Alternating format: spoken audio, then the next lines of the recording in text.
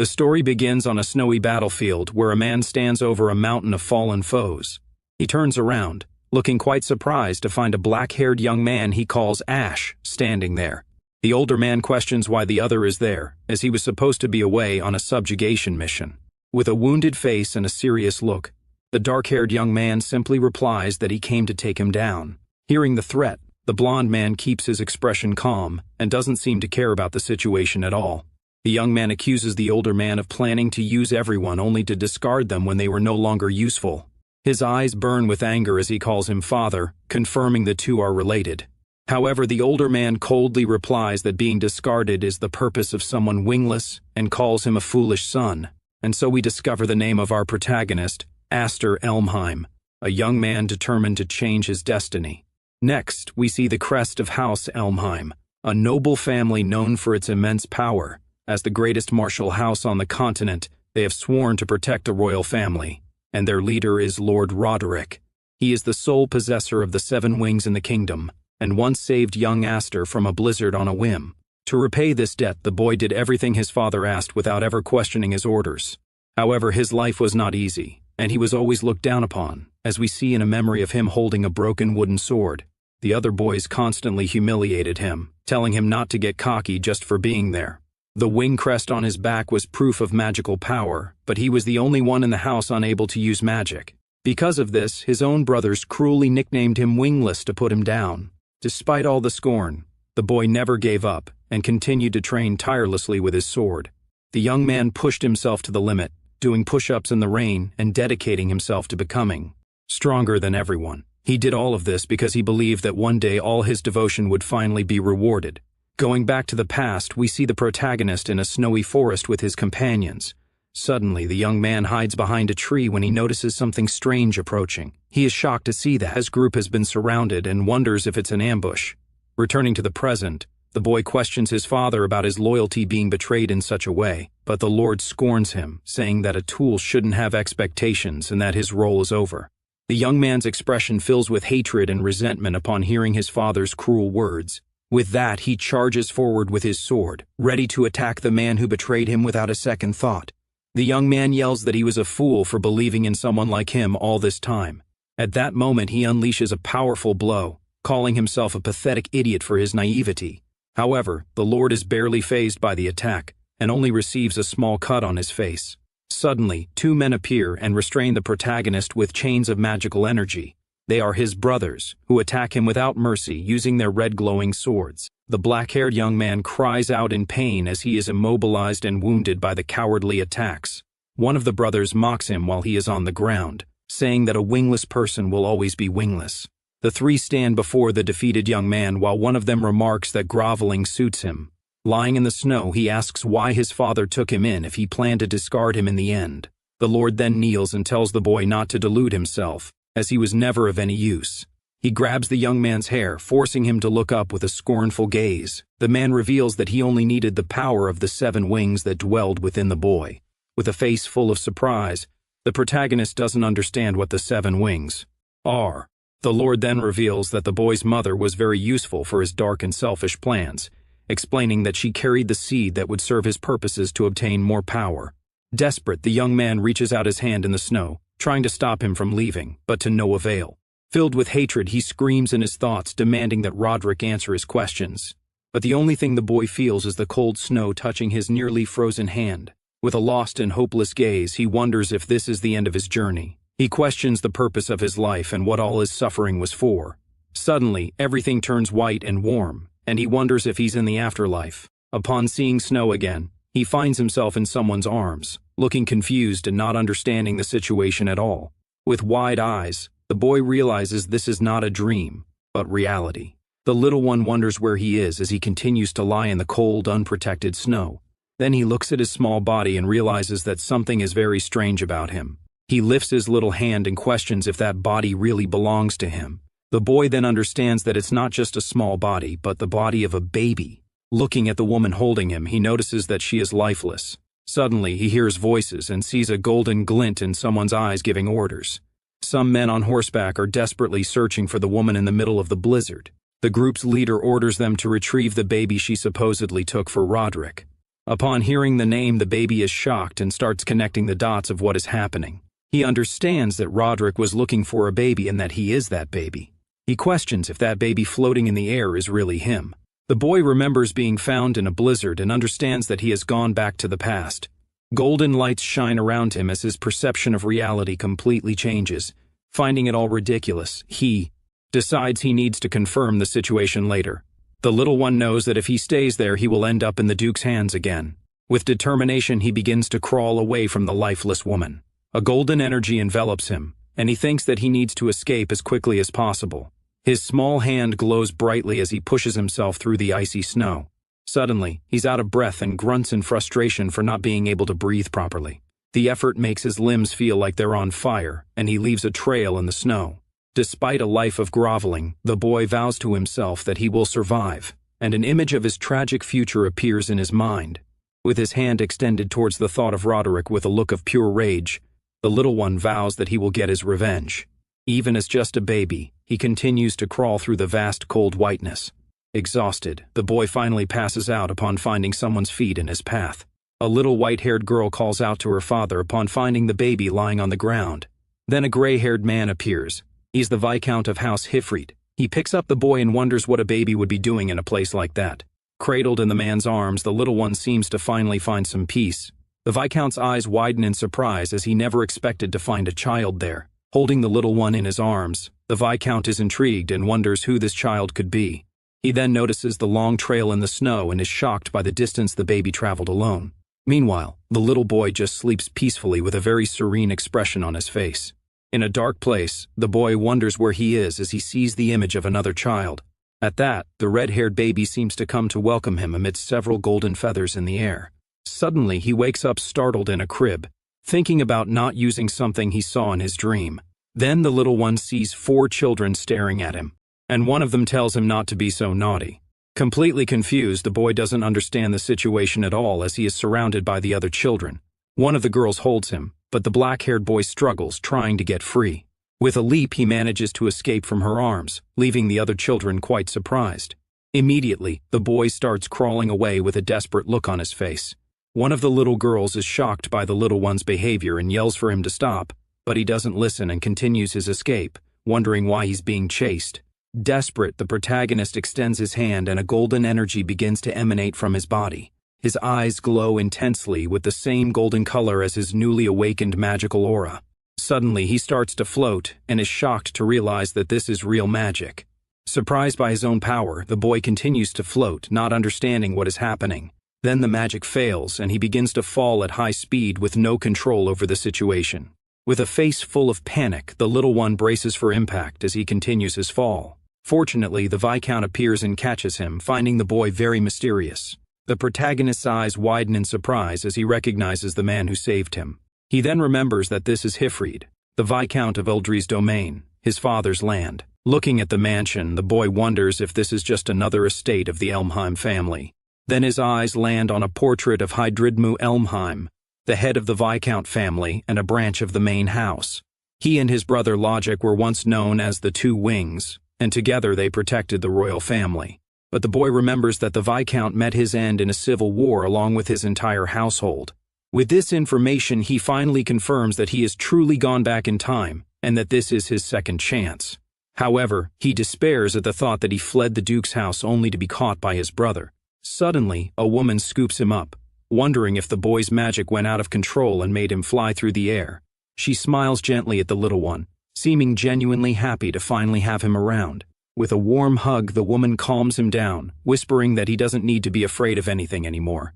The boy is left speechless by the kind gesture of this woman, who continues to treat him with great love.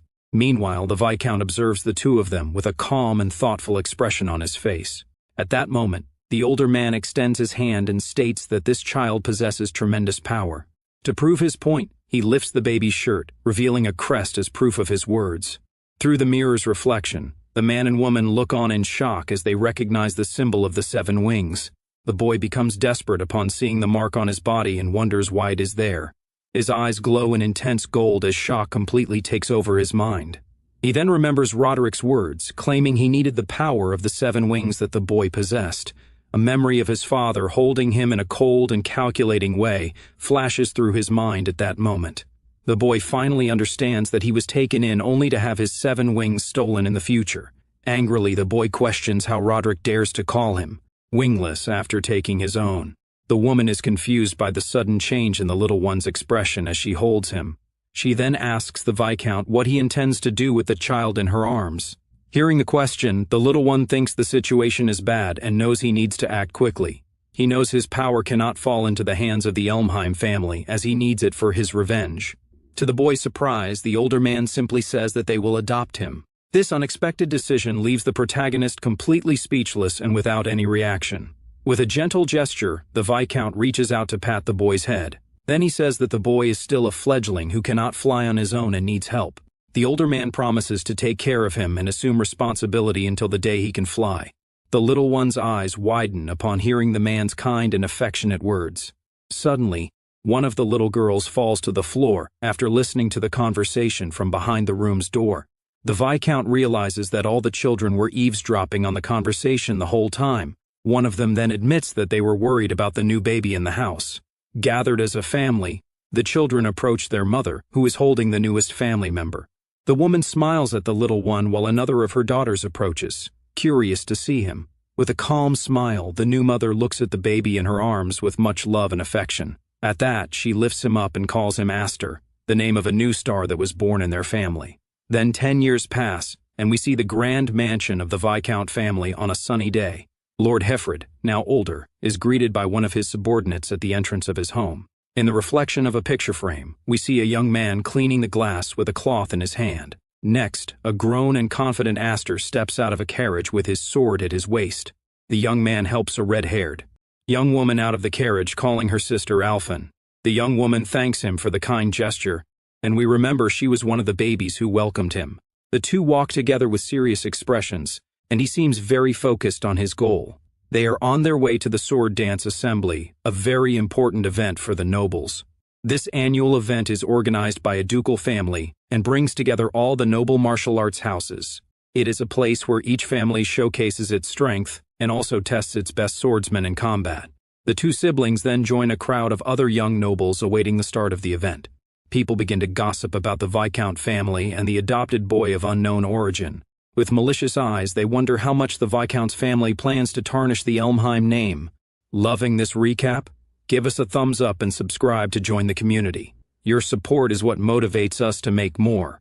One of the nobles then points to the protagonist's back, identifying him as the adopted boy. His sister notices the stares and tells the young man not to worry about the malicious comments. With a clenched fist, she states that in this place the weak are always crushed without any mercy. The two stand side by side with determined looks, ready for whatever comes their way. Their father then explains that this is the Viscount family's current standing among the nobles. The Viscount continues, saying he wanted to show this harsh reality to his adopted son. With a serious look, the older man then asks if the young man is disappointed with the situation. But with a confident smile and shining eyes, the young man says he doesn't care about their coldness. The boy's father laughs, relieved by his son's answer, looking quite proud of him. In his past life, Astor's social debut was marked by a humiliating defeat in an arena. That place held bitter memories. But now, with his 7 wings back, everything would be different. With his golden eyes shining brightly, he vows that this time he won't be humiliated by anyone. Then the 3 of them walk toward the grand hall of the event, ready for what's to come. From one of the windows, 2 young nobles watch the arrival of the Viscount's family with disdainful looks. The black-haired young man feels the malicious stares but doesn't let them bother him. With firm steps, they continue on their way into the hall, ready to make their debut. With a confident smile, he tells himself that he will have a glorious social debut this time. In an era where knights reigned, strength was the most important thing for nobles. At that, we see a light-haired young man fighting with his sword during one of the event's duels. For nobles, power was measured by their mastery with the sword and their skill in combat. The fights in the arena were considered the pinnacle of swordsmanship and a test for the best warriors. Majesty in combat was a noble's way of showing their renown and their family's power. As the two fight in the arena, the crowd watches every move with great attention. Suddenly, the 2 swordsmen charge at each other in a swift and decisive attack.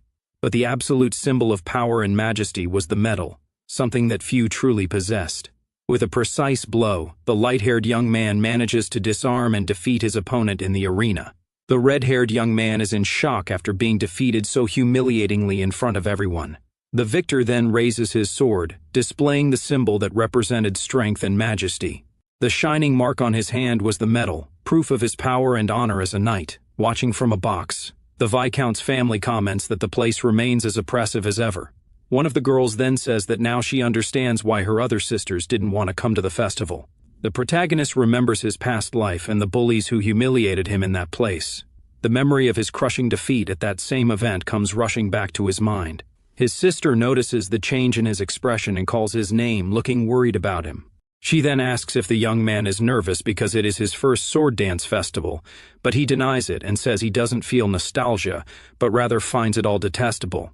The red-haired girl is completely confused by her brother's unexpected response. The Viscount then says he needs to go to a meeting and asks his son to look after his sister. The girl complains, saying she's older, but the young man teases her, saying she is clumsy. The older man then advises the young man to use the time to make new connections with others. But before leaving, he warns him to make sure no one finds out about the 7 wings. After his father leaves, the boy thinks that hiding his power will be easier said than done. Suddenly, he feels the hostile stares of all the other nobles in the hall directed at him. With a sigh, the protagonist thinks about how difficult it is to socialize in such a hostile atmosphere. Despite the hostility, a look of determination appears in his bright golden eyes. His sister sees him walking away and asks where he is going in such a hurry. Confidently, the young man just replies that he is going to make some friends around here. He then approaches a group of young nobles who are relaxing on a sofa in the hall. One of the red-haired boys notices him and rudely asks who the heck he is. Unfazed, the protagonist introduces himself and calls him Brother Dallas in a very calm tone. He then reveals his full name as Astor F. Elheim and says he is his younger brother.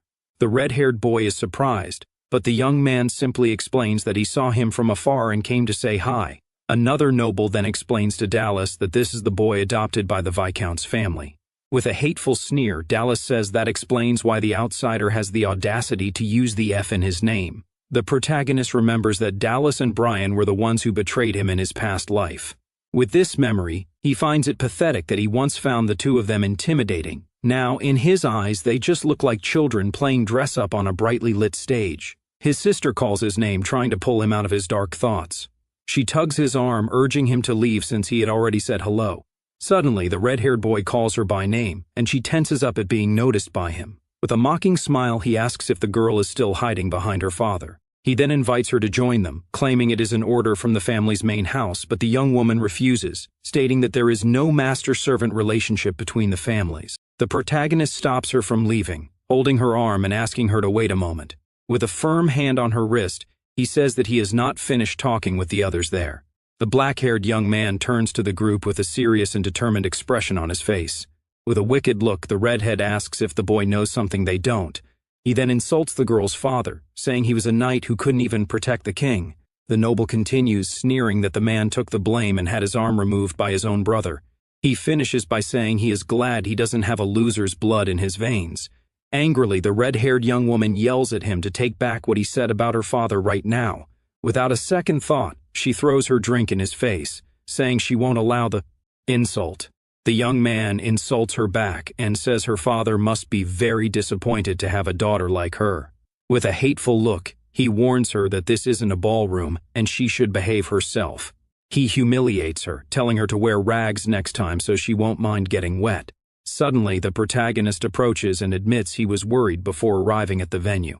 He reveals that he was afraid he wouldn't feel any anger even after seeing their faces again. With a determined look, he coldly grabs a bottle from one of the nobles beside him. He looks at his sister and says that it is actually a relief to be there facing them again.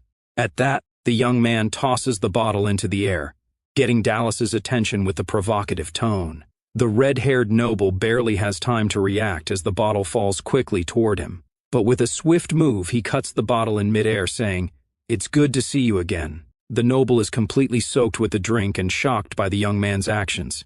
With his sword in hand, he faces his adopted brother while the other desperately calls out to him. The young man tastes the drink on his finger and realizes it was just grape juice. With a wicked smile, he says the drink is a perfect match for a spoiled noble like him. We go back 3 years in the past, where a voice asks the young man to hold on during a fight. One of his sisters cries desperately, asking if he is trying to hurt the others. The golden energy seems to go out of control, scaring the little girls who are with him at that moment. The power of the 7 wings explodes dangerously, and he never imagined it would be so strong. The Viscount looks very concerned, wondering if that strength can truly be controlled. He questions if the boy and he himself will be able to master that immense and dangerous power. Returning to the present, a guard runs into the Viscount's meeting room with bad news. The older man asks what happened, as they are in the middle of a conference. The guard reveals that the children of the main family and the Elmheim branch are in a duel right now. Upon hearing the news, the 2 family leaders have very serious, intense expressions. Without a second thought, the Viscount gets up and rushes out of the room to see what happened. His daughter sees him and asks what happened that was so serious for him to be in such a hurry. One of the nobles from the main family smiles upon seeing the fight brewing between the young men. He comments that a fight between brothers of the Elmheim house isn't something you see every day. The Duke and the Viscount observe the scene, and the Duke thinks that things will depend on the outcome of the fight. Other nobles also watch the situation with expressions of concern and curiosity on their faces. The Duke smiles wickedly, thinking that this festival could become quite chaotic soon. Angrily, Dallas calls him a fool for picking a fight with the Duke's house like that. He then shows his 4-wing crest, proving that he is on a completely different level. With a scornful look, the redhead demands that the protagonist show his own wing crest. He mocks the protagonist, asking if he is ashamed to show it. With a smug smile, the boy says that showing off such a simple pattern is embarrassing. Dallas is furious with the provocation and the audacity of the boy, who challenges him without any fear. The young man then proposes that if he wins, Dallas will have to apologize to his sister. The redhead accepts the challenge but adds that if he wins, the other will become his dog forever. Without wasting time, Dallas charges with his sword, and the two begin an intense battle in the hall. The blades clash with force, and the protagonist manages to block the attack without much difficulty. The black-haired young man stands firm and focused, holding his sword with great strength. Then Dallas uses the power of the 4-wing crest to strengthen his next blow with magic. A red aura envelops his blade, and he unleashes a powerful attack against his opponent. Seeing the scene from afar, his sister screams his name, looking very worried about the outcome. Meanwhile, the Duke watches the fight with a smile, thinking that his son's swordsmanship is still immature. But he knows that the crest's magical power compensates for the lack of skill with the sword. He explains that the magic of 1 wing is like the flame of a small, weak candle, while the magic contained in 4 wings is like an explosion of immense and destructive power. With a wicked smile, the redhead asks the boy where all his previous courage went. He taunts him, asking if he didn't want to make him apologize. Angrily, Dallas demands that the protagonist show his power and stop hiding on the defensive. The redhead prepares a final blow with both hands to end the fight once and for all.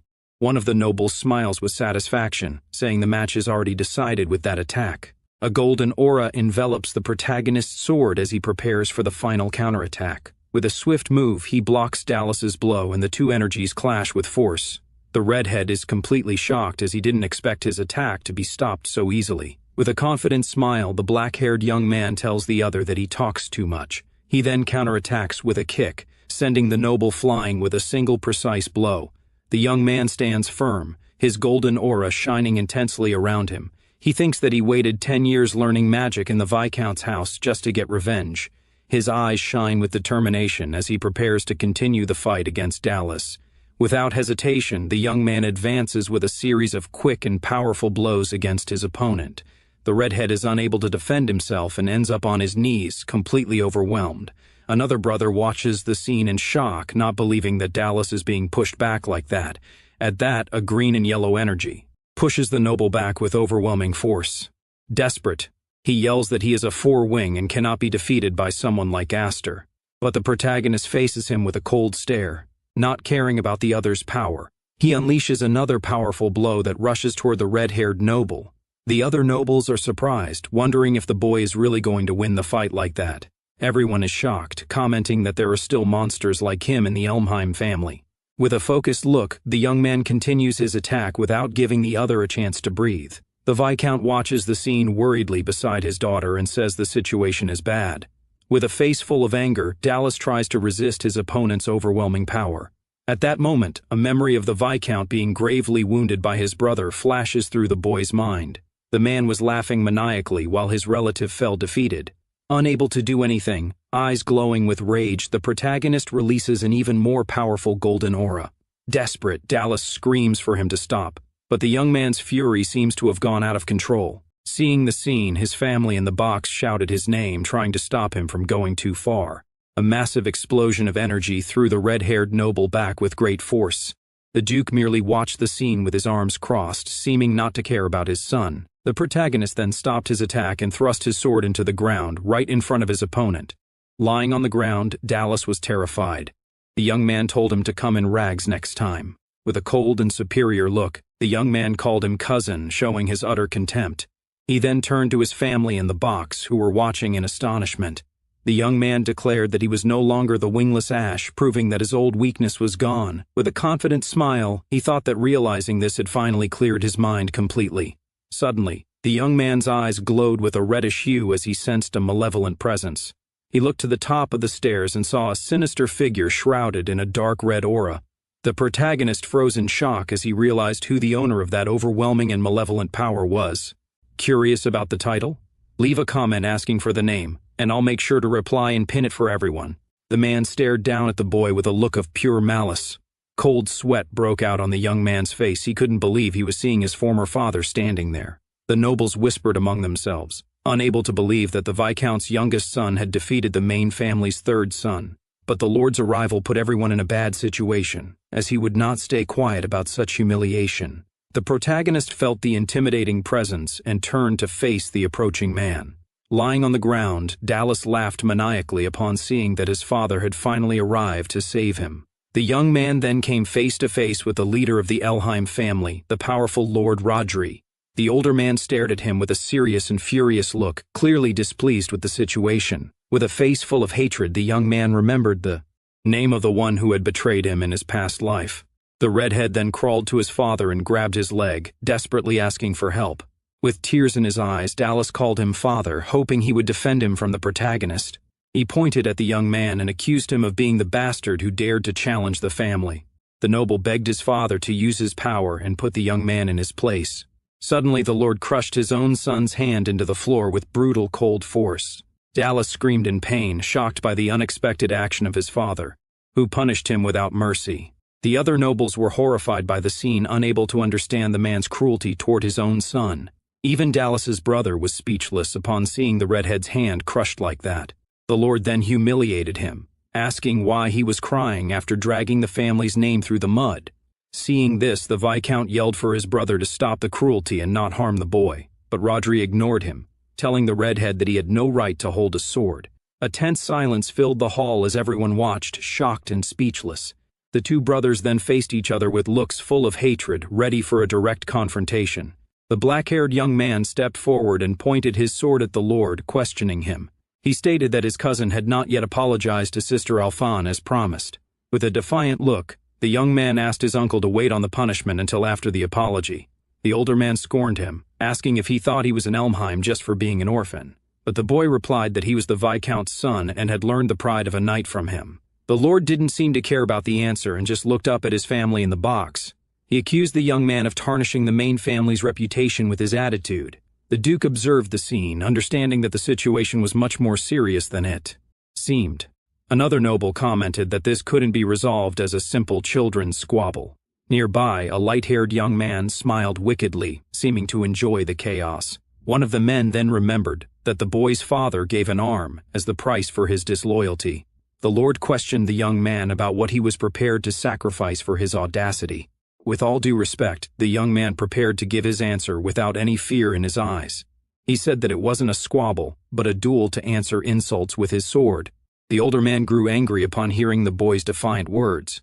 The young man then used the Lord's own words against him, stating he wouldn't give up anything. Seeing this, Alphon became very worried about her brother, who was facing their uncle without backing down. The light-haired noble found it amusing, commenting that the boy was only 10 years old. The Lord's eye twitched with anger at the audacity of the young man before him. He understood the situation and drew his sword, ready for a confrontation. He ordered the young man to take his fighting stance for the duel. The protagonist was shocked. He didn't expect to be challenged by the Lord himself. Suddenly, the older man charged toward him with absurd speed. The Lord's blow shattered the floor, creating a huge crater upon impact. His sister watched the scene, terrified and unable to do anything to help. Desperate, the Viscount shouted his brother's name to try to stop him. At that moment, the boy's adoptive father jumped in to block the Lord's attack. The two swords clashed with tremendous force in the middle of the hall. The two brothers then began an intense, spark-filled battle. After the clash, the Viscount ran to see if his son was okay. Suddenly, a pillar of ice erupted from the floor, separating the two sides. The older man looked confused, not understanding what just happened. Wounded, the protagonist got up with difficulty but remained standing. His face was injured, but his eyes burned with pure determination. The Lord just watched the scene from afar with a look of contempt. He then turned and started to walk out of the main hall. The Viscount rushed over and caught the young man before he collapsed to the floor. Exhausted, the older man called his name, looking very concerned. With an injured face, the young man said he had protected his sister in the promise. Moved, the Viscount praised him, saying he was magnificent in the fight. Roderick then turned and went up the stairs without another word, with his son following right behind.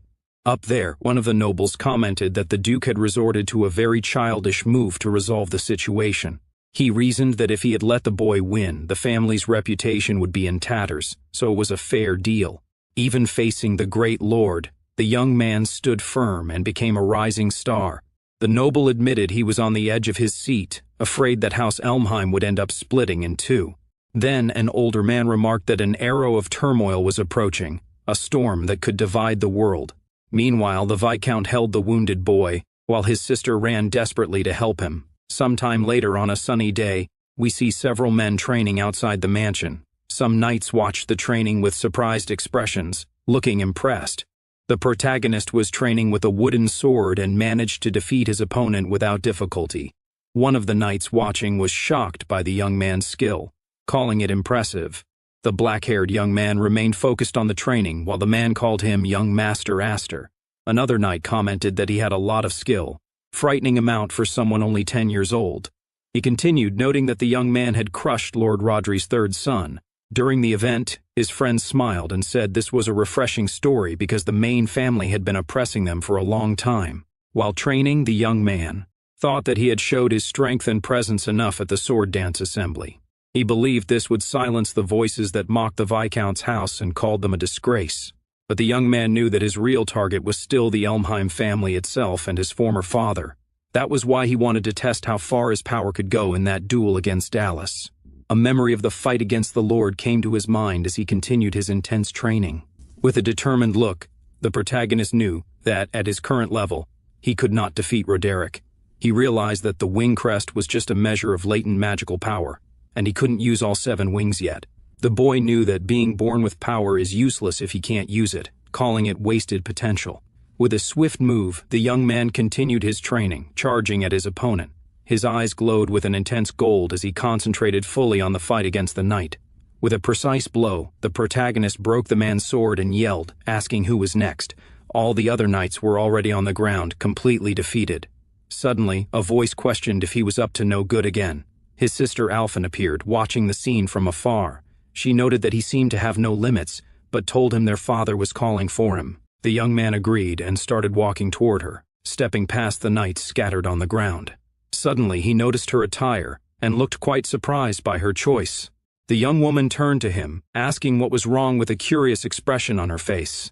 He commented that it was a rare sight and asked if she hadn't hated wearing that type of clothing before. The young woman replied that everything needs balance and that he had inspired her not to stay as she was. The protagonist was a bit confused by his sister's answer, not fully understanding what she meant. With a playful smile, she took his training sword and said that when she got back, he would spend a lot of time with her.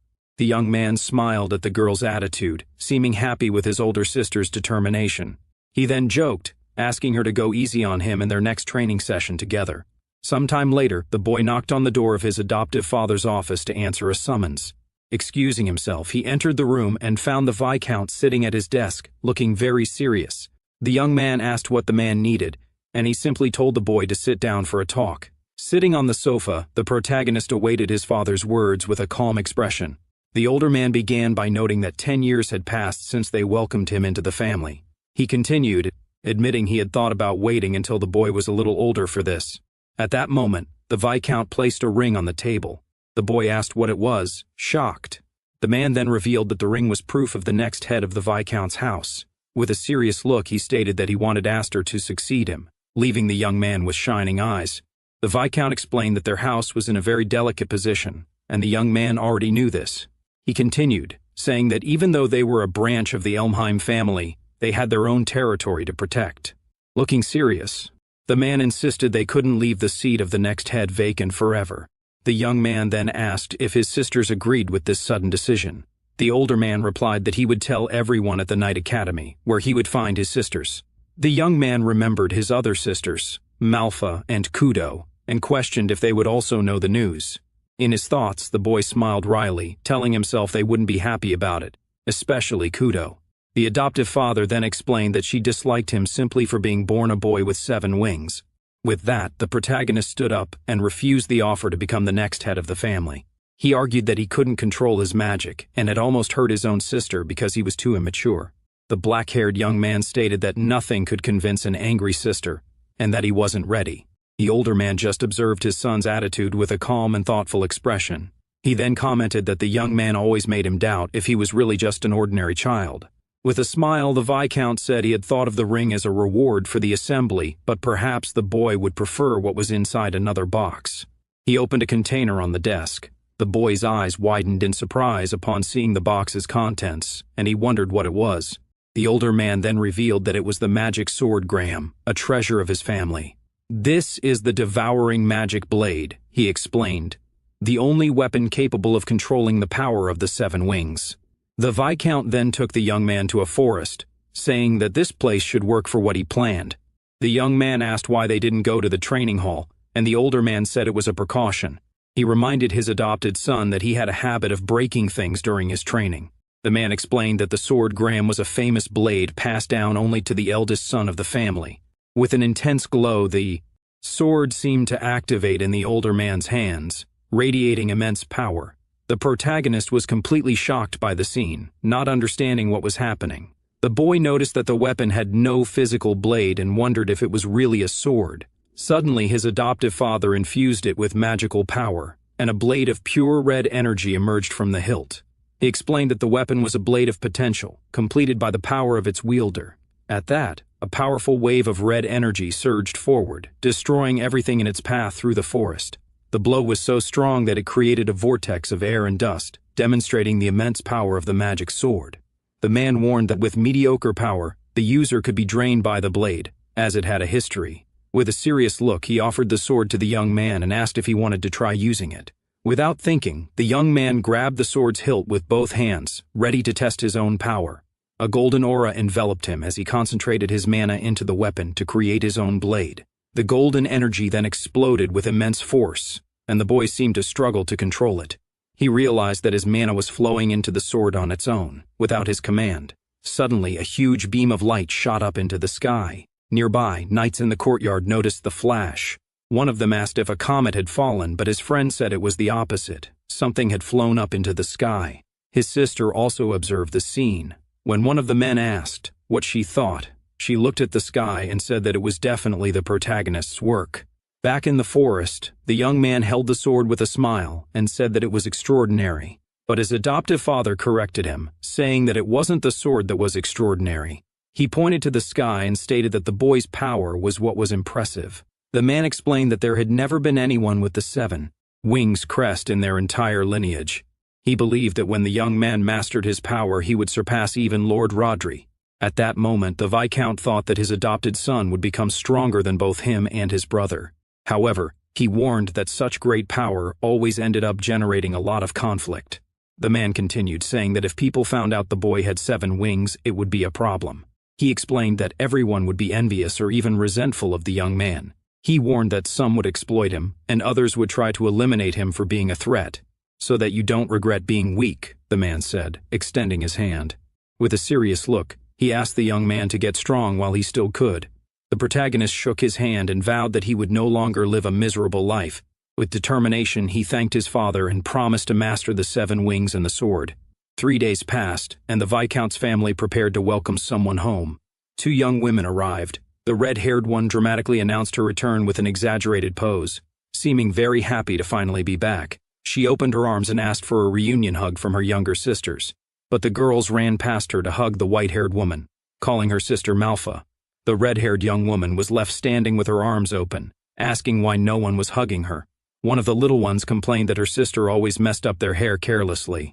Embarrassed, the redhead denied everything, claiming she would never do such a thing. Suddenly, she turned and found Alphen standing near the stairs, watching the scene. Without a second thought, Kudo ran and gave the other girl a very tight hug. The pink-haired girl complained as her sister squeezed her tightly without letting go. Seeing this, the white-haired young woman asked her father where brother Aster was. The Viscount began to answer his daughter's question with a calm smile, but Kudo turned serious the moment she heard her adopted brother's name mentioned. Meanwhile, the young man was training. He unleashed an explosion of red energy in the forest, then had to dodge his own power as it seemed to go out of control. Panting and covered in cold sweat, he realized he still couldn't master the magic sword. He thought he could create the blade, but he was at his limit just keeping it stable. Amidst the destruction, the young man wondered what he must do to be like his father. Suddenly, a voice remarked that he had outdone himself. Kudo appeared, walking toward him. The young man asked if she was back already, and the redhead complained that he hadn't even come to welcome her home. With a mocking smile, the girl called him cold for not coming to meet her. She then accused him of thinking he was special. She said she heard about the sword assembly, but the young man replied that the same went for her and her missions as a knight apprentice. He finished by noting that she was the only one to receive the honorary Knight Medal of the Year. The red-haired girl replied that if she couldn't even achieve that, she could never succeed her father. She then questioned if he had refused the offer of successor because of her. The young man thought to himself that his father had caused some real trouble, but he insisted that wasn't his intention. He explained that he simply didn't feel worthy of taking on such a responsibility yet. The redhead then turned and started walking away, muttering about her father and brother. She accused him of being cruel. He knew what her dream was, yet he still acted this way. The black-haired young man was completely confused by his sister's reaction. Suddenly, the girl attacked with her sword, releasing a slash of energy in his direction.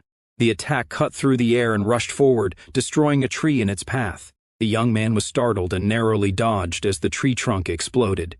Angrily, he asked why she had attacked him like that without warning. The redhead simply replied that since it had been a while, she wanted to test his skills. With a confident smile, the girl warned that next time she would attack with everything she had. The protagonist tried to argue, saying his sword was still incomplete, but she countered by asking if he would offer the same excuse to an enemy on the battlefield.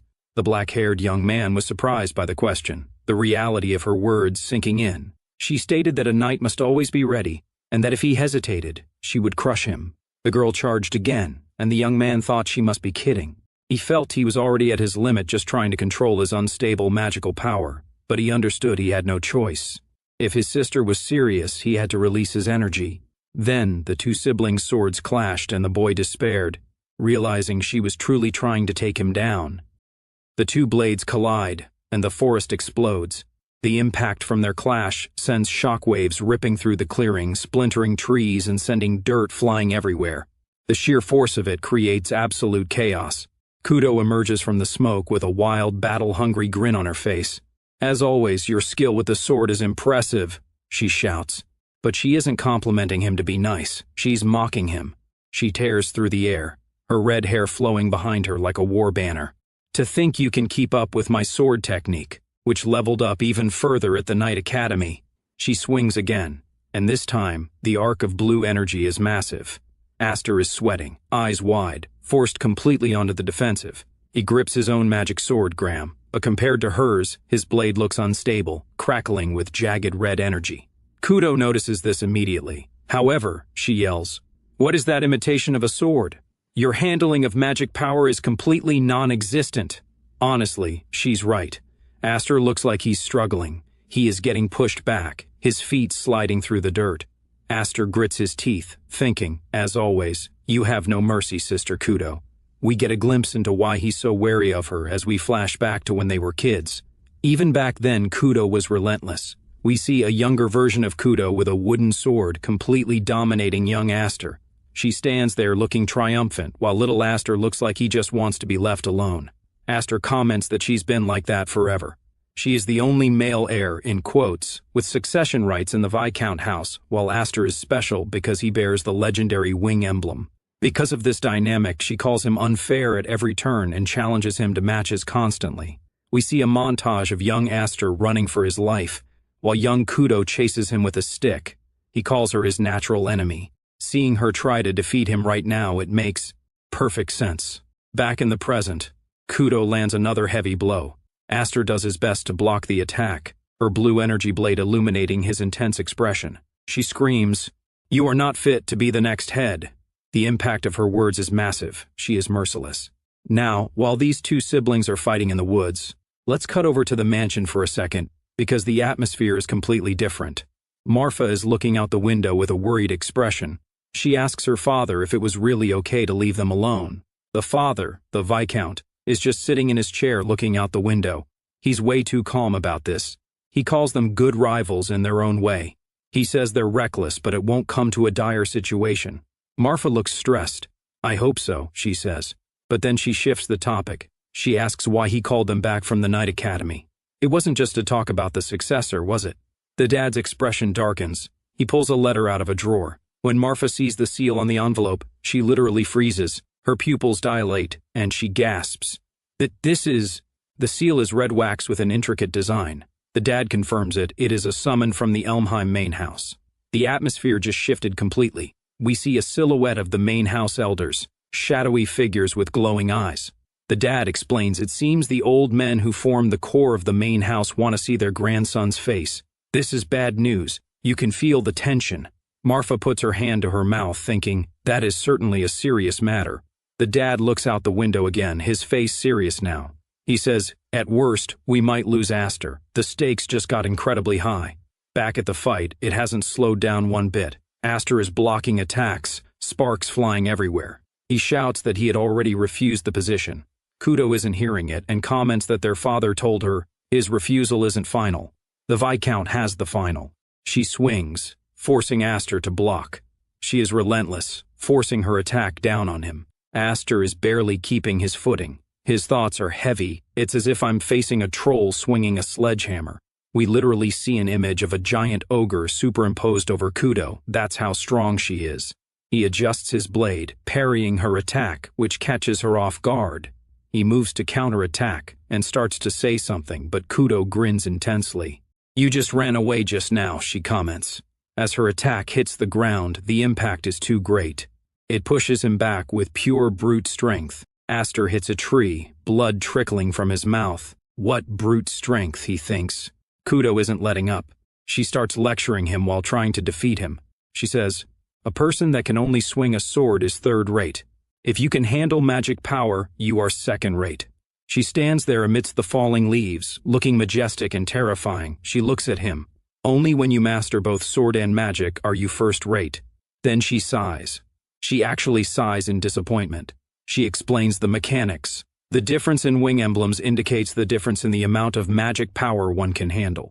We see a visual of someone with one wing versus someone with three. If there is a difference of one wing, the gap is roughly 3 times the power. She holds up 2 fingers, smiling casually. In other words, in terms of magic, firepower, and stamina, I, with 5 wings, am 2 levels inferior to you, who has 7 wings. This is the moment of truth. She drops the smile. Her eyes go sharp. "And yet you avoided a direct contest of strength and ran away to your specialty, swordsmanship." She leans in, her face filling the panel with a predatory look. "Can you not trust your own power that much?" Aster freezes. He's wiping blood off his lip, but his eyes go wide. Kudo continues, hitting him where it hurts. "Or are you perhaps afraid of going out of control like 3 years ago?" Aster's pupils shrink. He wonders if he's afraid. The color drains from his face. He questions himself. Am I really afraid of the power of the 7 wings? He stands up straight, looking at his hand. He had never thought of that. He realizes it. He wonders if he was unconsciously holding back his power. It clicks for him. The reason his sword is unstable isn't because he's weak. It's because he's frantically trying to suppress the massive power inside his body. He thinks the reason this sword isn't quite stable is because I was forcibly trying to suppress my magic power. Kudo sees him thinking, and she gets angry. She charges up her blade again, blue electricity crackling wildly. "Aster, you possess everything I wanted. She winds up for a massive strike. If you're going to let it rot in arrogance without even realizing that good fortune, hand it all over to me. She launches herself at him. She's coming in fast, ready to end this. But Aster does something unexpected. He stops channeling magic into the blade. The red blade vanishes. He's just holding the hilt, and he uses his physical strength in that moment to parry, which forces her back. She wonders how Aster was able to push back her full power attack. Something has changed. Aster asks her to understand something and thanks his sister for helping him. He charges at her. No blade, just running straight into danger. Kudo sees this, and her eyes widen. She thinks, charging in without even manifesting the blade? She panics for a second. Don't tell me he ran out of magic power just now? Impossible. But she has to act now. She brings her sword to block. Aster is right there. At the very last second, as he swings the empty hilt, he thinks about the unprecedented massive magic power hidden within the 7 wings. We see the hilt glowing. Aster grins. There's no way the current me can fully control it, but if it's just for this instant flash, he pours everything he has into the sword for a millisecond, giving up on maintaining the blade and pouring magic power only at the moment of attack. The collision is intense. The impact force is tremendous because he's not wasting energy keeping the sword stable. He's just using it as a burst of power. Kudo is shocked. She comments that he had thought this through in his own half-hearted way. Aster is pushing back now. He thinks to himself, his face grim and determined. He comments that he has no intention of wasting this second life he gained by chance. We see a beautiful glowing image of the 7-wing crest on his back. He thinks, this power, this sword, and this family, everything. We see a heartwarming image of his family, his dad, Marfa, the little sisters, and even Kudo, because they are things I couldn't obtain no matter how much I struggled. The way he said that out loud, or maybe the emotion leaked out, catches Kudo off guard. She catches one word. Second. She looks confused. Aster doesn't give her time to process. He dashes at her at great speed. He goes to swing his sword, but suddenly the red energy disappears. Kudo is thrown off as she wonders what just happened. His sword vanished, but something is different. The red lightning isn't jagged anymore. It's focused. It's intense. He thinks, no more holding back. She's terrified. Her pupil is trembling. She realizes she pushed too far. She woke up the sleeping dragon. Aster brings the sword down. It's not just a beam of light anymore. It's a torrent of crimson power. He's unleashing everything on his own sister. The screen is filled with red, chaotic energy as the blade descends. Kudrivka jolts awake in a cold sweat, her chest heaving as the adrenaline of the forest battle fades into the safety of her room. Martha leans over with a calm smile, remarking that she finally woke up, acting as if the duel were nothing more than a nap. She pulls back the curtains to let the morning light tease her charge, noting that Kudrivka certainly took her time. Ignoring the pleasantries, Kudrivka sits up abruptly, panic rising as she demands to know what happened to the duel. Martha explains that she passed out mid-fight, and it was Aster who carried her sleeping form all the way back. Kudrivka stares at her sword in disbelief, refusing to accept that she collapsed from simple fatigue. A terrifying memory surfaces, the moment she saw Aster's blade descending. She had been absolutely certain it was going to cleave her in two. The realization she realizes he must have dispelled his mana blade a split second before impact, sparing her life with godlike control. A flashback of Aster's innocent, smiling face appears in her mind, a mask hiding the true nature of the monster underneath. Shuddering, she envisions the dark aura he emitted. Realizing her little brother is actually a spiteful, terrifying force, she turns her head with a mix of fear and respect. Despite his size, he had completely dominated her. Gripping her scabbard tight, she shouts that she refuses to accept a duel that ends with her being saved like a damsel. She demands to know where Aster is right now, ready to drag him out for a rematch immediately. Martha stands quietly in the sunlit room, her expression turning somber as she reveals the truth. Kudrivka freezes, her eyes widening in shock as she hears that Aster has already left the estate.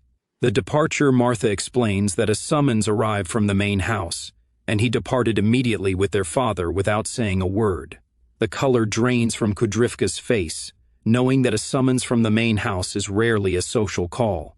Meanwhile, a carriage rumbles down the cobblestone road, carrying the Viscount and his adopted son toward an uncertain destiny. Aster gazes out the window, his reflection looking calm despite the ominous path lying ahead. Hifrid explains that they are meeting the elders who support the Elmheim house from the shadows.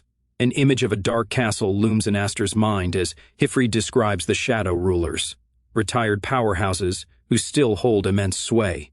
The Viscount wonders aloud why these reclusive figures, who ignored Aster for 10 years, are suddenly demanding an audience now. The shadow rulers, Aster reasons that his flashy performance at the sword dance festival likely caught their predatory attention. He looks at his reflection, stating he already knows that the elders value prestige above human life and will destroy anyone who tarnishes it.